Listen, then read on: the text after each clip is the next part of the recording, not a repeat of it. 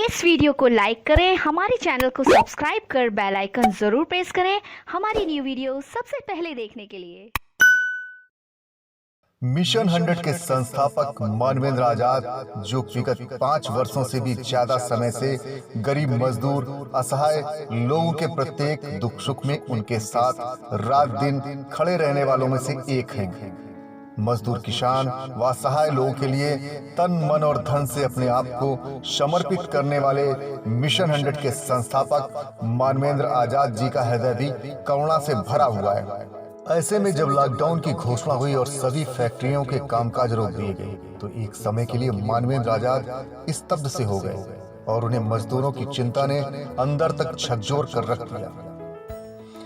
उन्होंने तुरंत ही महाराष्ट्र, गुजरात, दिल्ली व अन्य प्रदेशों में मजदूरों से तुरंत ही संपर्क करके ये भरोसा दिलाया कि वो चिंता ना करें। मानवेंद्र आजाद कानपुर में जरूर हैं, लेकिन उनके संगठन के लोग और उनके साथी सभी जगह मौजूद हैं और किसी भी प्रकार की सहायता के लिए वो कभी भी संपर्क कर सकते हैं। मजदूरों और फंसे लोगों की मानवेंद्र जी से एक ही विनती थी कि उन्हें उनके घरों तक कैसे भी पहुंचा दिया जाए। मानवेंद्र आजाद ने तुरंत ही मजदूरों के वापस लाने के लिए सबसे पहले जमीनी स्तर पर कार्य करते हुए 100 बसों का इंतजाम किया। फिर सोशल मीडिया के माध्यम से सरकार से अनुरोध किया कि सुरक्षित उपाय को करके मजदूरों को उन्हें वापस लाने के लिए प्रयास करें।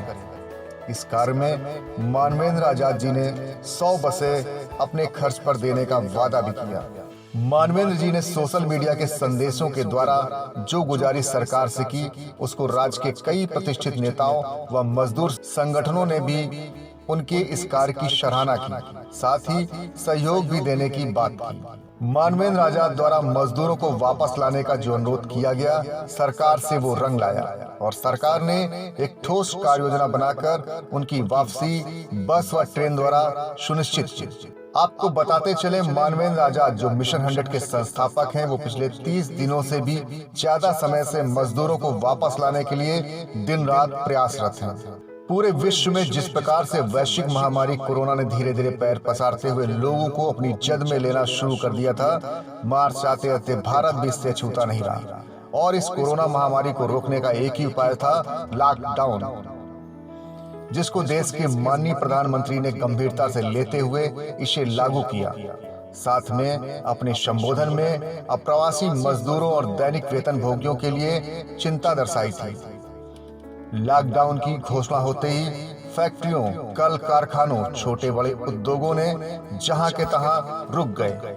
दैनिक मजदूर के लिए रोजी रोटी का संकट के साथ ही रहने का संकट भी सामने आ खड़ा हुआ।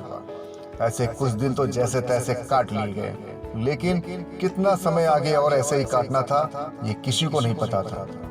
रेल, बस व अन्य परिवहन के साधनों के भी ठप हो जाने की वजह से मजदूर घर जाने के लिए बेचैन होते। ऐसे बहुत से मजदूर अपने घरों की ओर पैदल चल दिए। ये दूरी 1 से 2 किलोमीटर ना होकर 700 से 1000 किलोमीटर से भी ज्यादा की थी, लेकिन अपने घरों तक सुरक्षित पहुंचना उनका एक लक्ष्य था। जब मजदूरों के लिए कम्युनिटी किचन की व्यवस्था की गई, तो यहाँ भी मजदूरों को काफी संघर्ष करना पड़ता था। सुबह से ही तेज धूप में खाने के लिए लाइन लगाना और दोपहर तक आखिरी व्यक्ति तक खाना पहुंच पाएगा, ये भी निश्चित नहीं होता था। ऐसे दिनों में व्यतीत होकर ही मजदूर अपने घर वापसी के लिए प्रयासरत थे और मानवेंद्र आजाद से लगातार संपर्क में अपनी व्यथा जरूर बताते रहे। सरकार ने मजदूरों को लाने के लिए योजना तैयार की, लेकिन कुछ कमियां भी कहीं न कहीं रह गई। मजदूर रोज खाने कमाने वाले थे, 1 महीने से भी ज्यादा समय से बेरोजगार बैठे थे।